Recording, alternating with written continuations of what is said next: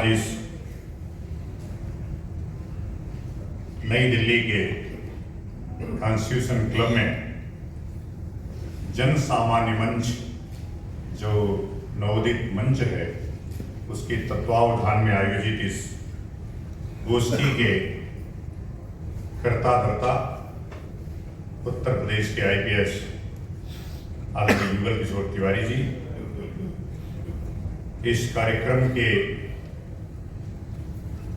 अतिथि आदरणीय वरिष्ठ अधिवक्ता सुप्रीम कोर्ट आदरणीय दिनेश गोस्वामी जी, अभी ग्वालियर में मूर्तियों को लेकर के हलचल मचाने वाले बार एसोसिएशन के पूर्व उपाध्यक्ष आदरणीय एडवोकेट अनिल मिश्र जी, आदरणीय मंजू शर्मा जी, इस मंच के संयोजक आदरणीय जीवकांत झा जी और इलाहाबाद उच्च न्यायालय के वरिष्ठ अधिवक्ता आदरणीय राजेंद्र पांडे जी, मेरे समक्ष उपस्थित तमाम विभूतियां ऐसी हैं जो हम से भी श्रेष्ठ और ज्येष्ठ हैं, लेकिन इस मंचीय डिसिप्लिन के कारण नीचे बैठी हैं।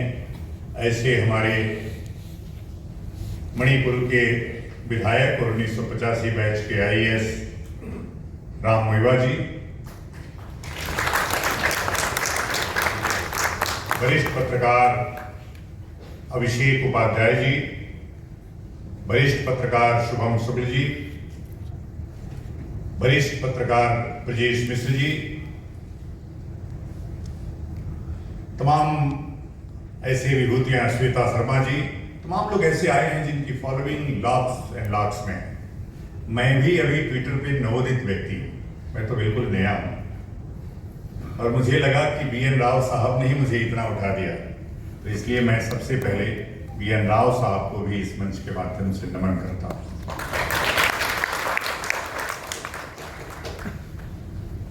मेरे प्यारे जन सामान्य साथियों, आप सब इतनी बड़ी संख्या में यहां आए और ये कार्यक्रम बहुत तेजी में तय हुआ, 1-2 दिन की ही तैयारी है और आप इतनी बड़ी संख्या में आ गए।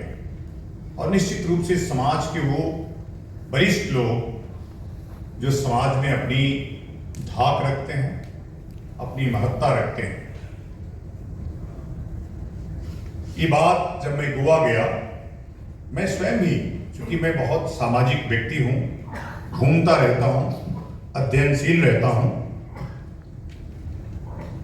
लेकिन मेरे भी नॉलेज में कभी बीएन राव साहब का नाम आया नहीं, कभी मैंने पढ़ा भी नहीं, कभी मैंने जाना भी नहीं। मैं गोवा में था और उसकी कहानी थोड़ी दूसरी है, इसलिए उसको मैं कहना नहीं चाहता। जब मैंने जाना और मैंने गूगल करना शुरू किया कि संविधान का मुख्य निर्माता कौन था, आप भी गूगल करेंगे तो एक उक्ति निकल करके आती है जो 25 नवंबर 1949 को जब संविधान का अंतिम डिबेट है, उसमें डॉक्टर भीमराव अंबेडकर कह रहे हैं, वो कह रहे हैं कि यदि आप इस पूरे संविधान के निर्माण का श्रेय किसी एक व्यक्ति को देना चाहते हैं तो उस व्यक्ति का नाम है बीएन राव। मैं नहीं कह रहा एक कॉन्स्टिट्यूशनल डिबेट की वो अंतिम दिन, अगले दिन 26 नवंबर 1949 को देश इस संविधान को अंगीकृत करता है और 25 नवंबर की कॉन्स्टिट्यूशनल डिबेट में अंबेडकर इस बात को कहते हैं। लेकिन नेहरू भी उसी बात को दोहराते हैं, राजेंद्र बाबू भी उसी बात को दोहराते हैं, सरदार पटेल भी उसी बात को दोहराते हैं और असंख्य लोग, जब भी आप कॉन्स्टिट्यूशनल डिबेट पढ़ेंगे, मेरे ख्याल से बहुत सारे लोगों ने जरूर पढ़ा होगा इस अभियान के बाद, मैंने बहुत पढ़ा है, तो लगभग लोगों ने इस पूरे संविधान का श्रेय एक व्यक्ति को दिया जिसका नाम है डॉक्टर बीएन राव।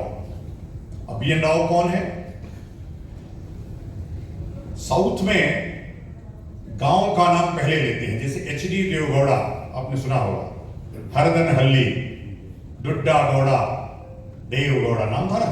हरदनहल्ली उनका गांव है। डुड्डा मीन्स होता है बड़ा, जो सबसे बड़ा व्यक्ति है, गौड़ा मीन्स गौड़ा। वैसे ही इनका भी नाम BN राव मतलब बेनेगल गांव है, नरसिंह राव नाम था उनका। मैंगलोर के पास बेनेगल गांव है जहां पैदा हुए थे। 4 भाई थे। पहले भाई इतने शिक्षित थे कि मदन मोहन मालवीय ने उनको अपने विश्वविद्यालय का प्रथम कुलपति बनाया। द्वितीय भाई BN राव थे, जिन्होंने इतनी शिक्षा लेने के बाद 3 विषयों से परास्नातक थे। फिर इन्होंने PhD किया। फिर वो विदेश से उन्होंने लॉ किया। लॉ करने के बाद फिर उन्होंने ICS की परीक्षा दिया। ICS पास हुए। फिर उन्होंने, उस समय जुडिशरी की परीक्षा अलग चली जाती थी, फिर उन्होंने, उसमें उनकी रुचि थी, उसको पास किया। Chief justice of Calcutta high court रहे। जब वहां से रिटायर हुए तो जम्मू के राजा हरीश सिंह ने उनको प्रधानमंत्री के रूप में स्वीकार किया और उनको अपना प्रधानमंत्री नियुक्त किया। उसी बीच में चूंकि व्यक्ति जब बहुत ऑनेस्ट होता है तो राजाओं की हर बात को मानता नहीं है। तमाम ऐसे IASओं को आपने देखा होगा, उनका रोज ट्रांसफर होता है। युगल किशोर भी उसमें से एक रहे। इनका भी ट्रांसफर होता रहा, क्योंकि कई बार इन्होंने SP को झापड़ दे दिया, कई बार अधिकारियों से भिड़ गए। और मैंने जो देखा, कभी भी असत्य के साथ खड़े नहीं रहे। मैं बहुत दिनों से इनको जानता हूं। जब एक क्षेत्राधिकारी थे प्रयागराज में, और उसमें कुंभ था, उस साल में कुंभ था प्रयागराज का।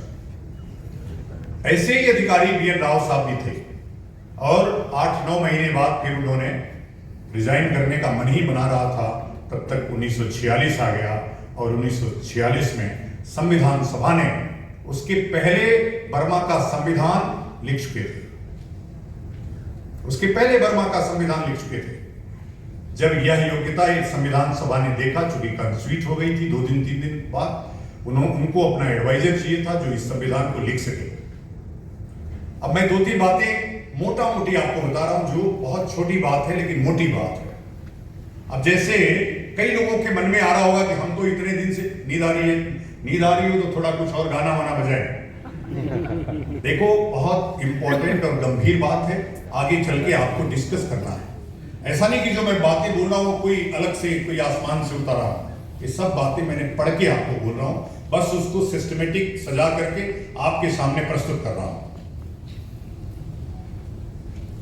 1946 आया। मैं इसलिए इस बात को कह रहा हूं कि निर्माता कौन है? आप बताओ, RSS का संस्थापक कौन है? कौन है? हेडगेवार। लेकिन लोग कहते हैं कि वास्तविक निर्माता कौन है? गोलवलकर। लेकिन आज भी हेडगेवार को भूल गए क्या लोग?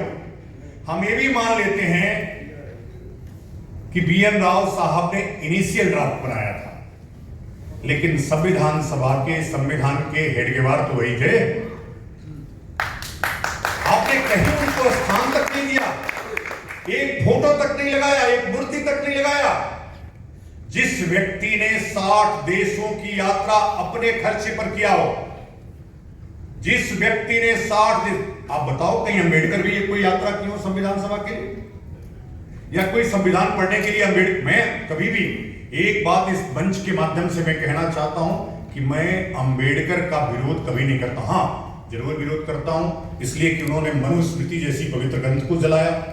इसलिए विरोध करता हूं कि उन्होंने कभी भी महारों के अलावा किसी व्यक्ति के बारे में नहीं सोचा। जो व्यक्ति इतना बड़ा नेता बन रहा हो वो एक जाति के बारे में सोच रहा हो, इसलिए मैं उनका विरोध करता हूं। लेकिन मैं उनका अपमान नहीं करता हूं, उनका सम्मान करता हूं कि कम से कम एक जाति के लिए तो सोचा उन्होंने, एक वर्ग के लिए तो सोचा उन्होंने। तो इसलिए मैंने कभी ना अंबेडकर का अपमान किया, ना मैं किसी देवी देवता का अपमान किया, ना किसी व्यक्ति का अपमान करता हूं। मैं तो अहम ब्रह्मास्मि तत्त्वमसि, मैं भी ब्रह्म हूं, तुम भी वही हो, मैं भी ब्रह्म हूं, तुम भी ब्रह्म हो। यह जो शांकरी परंपरा है उसका वाहक। इसलिए अपमान का तो सवाल ही नहीं। मैं तो सब में परमात्मा देखता हूं, मैं तो कंकर कंकर में शंकर देखता हूं, मैं तो बिंदु बिंदु में गंगा जल देखता हूं। लेकिन जिस व्यक्ति ने इतनी तपस्या की हो, निःशुल्क रूप से, जब अंबेडकर, नेहरू, राजेंद्र बाबू सब लोग डेली 45 रुपए ले रहे थे, बीएन राव ने 1 रुपए न लेने का पत्र लिखा। यह महान काम मां भारती ने हमको दिया है, तो मैं निःशुल्क इसको लिखूंगा। तो क्या उसका सम्मान नहीं होना चाहिए? क्या उस व्यक्ति की मूर्ति कहीं नहीं बननी चाहिए? दूसरी बात, जब अंबेडकर संविधान सभा में जुलाई 1947 में आए, एक बार हार गए, दूसरी बार मुस्लिम लीग के माध्यम से आए, तो मुस्लिम लीग पाकिस्तान की तरफ चली गई, इसलिए संविधान सभा में नहीं आ पाए, पद खत्म हो गया। तीसरी बार गांधी ने नेहरू से कहा कि नहीं, अंबेडकर का होना पुनः पैक्ट का अपमान होगा, इसलिए अंबेडकर को रखना चाहिए, और उन्होंने अंबेडकर को रखा। तीसरी बार जब जुलाई 1947 में आए और अगस्त 1947 में जब प्रारूप समिति के अध्यक्ष बने, तब तक 4 अधिवेशन हो चुके थे। 4 अधिवेशन हो चुके थे, 4 कॉन्स्टिट्यूशनल डिबेट हो चुकी थी, 100 से ऊपर बैठकें हो चुकी थी, 33 संवैधानिक बैठकें हो चुकी थी, और संविधान का 80% भाग बन चुका था।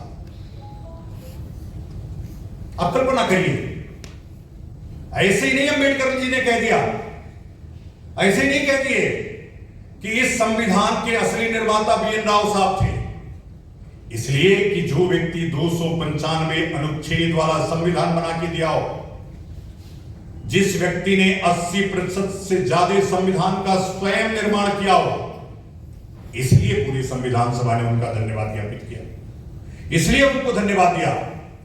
अब समय है कि उस महामानव का जो अपमान हुआ, जो उनके साथ अन्याय हुआ, यह जन सामान्य मंच उसको न्याय दे जाए।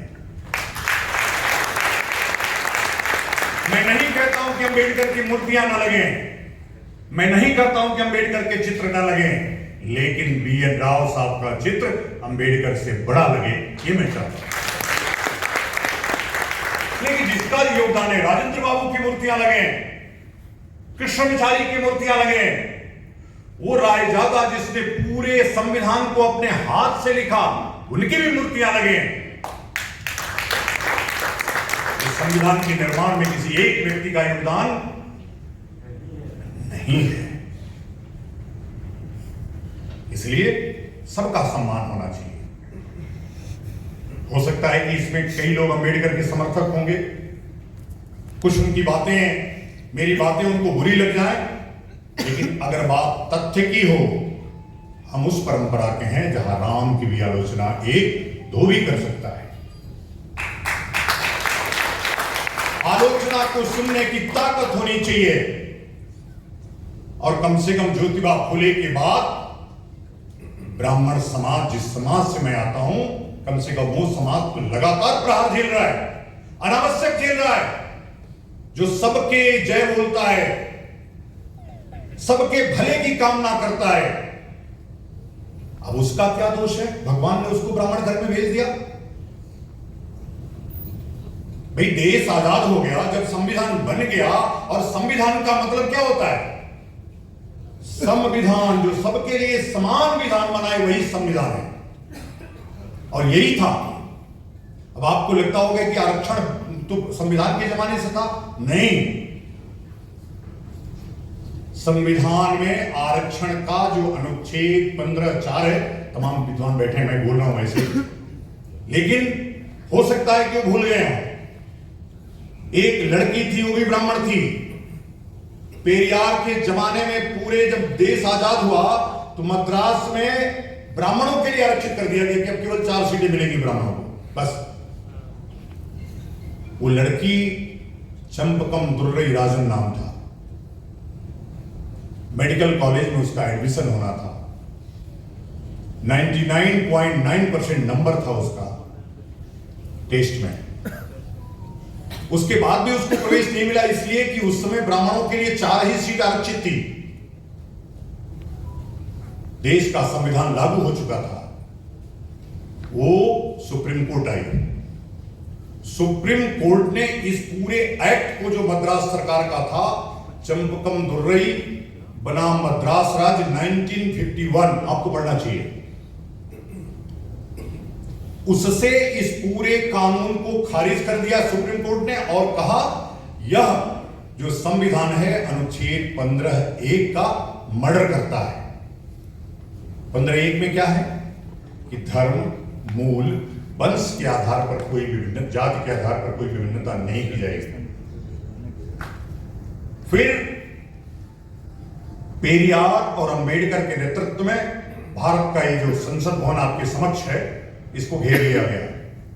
15 दिन तक बड़ा आंदोलन चला। मैं कोई बात अपने से नहीं कह रहा हूं, ये गजेटियर में है भारत सरकार के, जो मैं बोल रहा हूं आपको, और लाइव बोल रहा हूं इतने लोगों के समक्ष। इन्होंने घेर लिया। परिस्थितियां अभी भी हैं।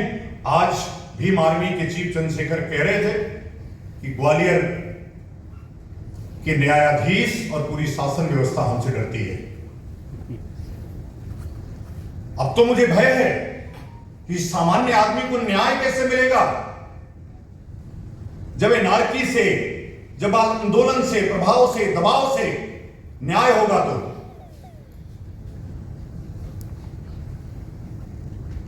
नेहरू डर गए और नेहरू ने संविधान का प्रथम संशोधन 1951 में किया और उसमें संविधान में अनुच्छेद 15(4) और संविधान में अनुच्छेद 16(4) जोड़ा गया और तब से शिक्षण संस्थाओं में और नौकरी में आरक्षण लागू हुआ।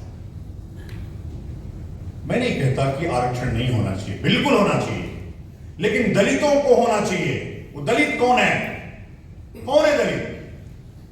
तमाम ऐसे ब्राह्मण हैं, तमाम ऐसे क्षत्रिय हैं, तमाम ऐसे वैश्य हैं और तमाम ऐसे दलित भी हैं। दलित मतलब जो अभी वर्तमान में अगड़े दलित, पिछड़े दलित, जिनकी बातें मैं उठा रहा हूं, वो खुद उठा रहे हैं, मैं नहीं उठा रहा हूं, वो खुद भी उठा रहे हैं। वो आर्थिक रूप से कमजोर थे, हैं और आगे भी रहेंगे अगर ये व्यवस्था लागू रही तो, अगर क्रीमिलियर लागू नहीं किया गया तो। मैं कहता हूं दलित कोई जाति नहीं है, दलित वो है जो दबा हुआ है, दलित वो है जो कुचला हुआ है, दलित वो है जो शोषित है। दलित वो कैसे हो जाए जो पुलिस से गुंडाई करता है? दलित वो कैसे जो अधिकारियों को गाली देता है?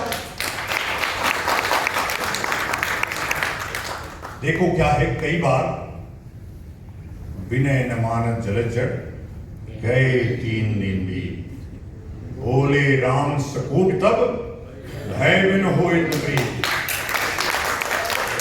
और कुछ बातें बोलने बिना, कहने बिना, टोकने बिना वो इतिहास बन जाती है और वही हो रहा है इस देश में। जिस व्यक्ति का कोई स्वतंत्रता के आंदोलन में योगदान नहीं है, एक भी हो तो बता देना, मैं प्रणाम करूंगा।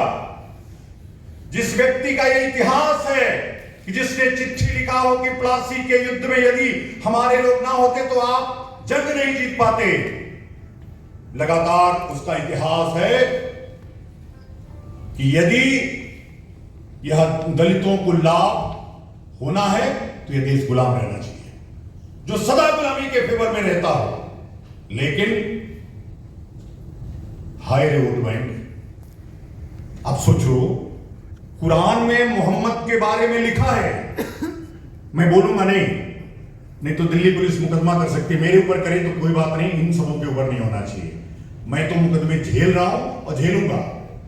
अब मुझे पुलिस में भर्ती होना नहीं है।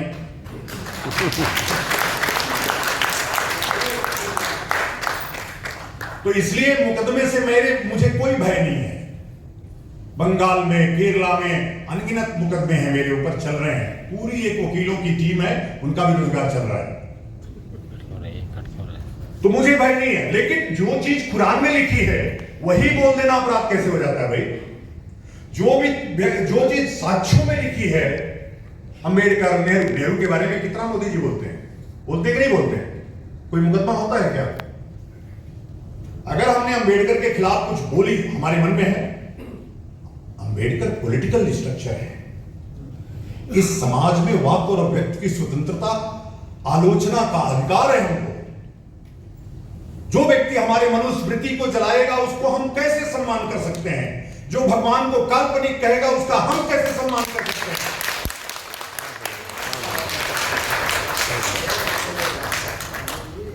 तो बात इतनी सी है कि आप इतिहास पढ़िए BN राव का, और BN राव को घर घर में स्थापित करिए।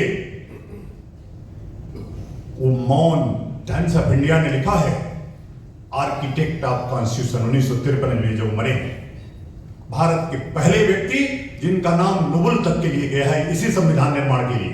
अब पढ़िए इसको। इतिहास को ढक दिया गया, कालिक पोत दिया गया पूरे इतिहास पर, लेकिन मिट्टी में और कालिक पे दबा हुआ जो इतिहास है, एक दिन बारिश होगी वो सब बह जाएगा। तो बहने का समय आ गया है, BN राव को स्थापित करने का समय आ गया है। तो BN राव दूसरे भाई, तीसरे भाई BN राव के रामाराव साहब। आपने 1 की नोट पे उनके भाई का नाम देखा होगा। भारत के प्रथम RBI के गवर्नर थे, प्रथम भारत के, उसके पहले सब अंग्रेज होते थे। रामाराव साहब उनके चौथे भाई। जब अम्बेडकर पहली लोकसभा, वैसे तो अम्बेडकर कभी चुनाव नहीं जीते, इसलिए कि वो महारों के नेता भी नहीं बन पाए। कारण क्या था?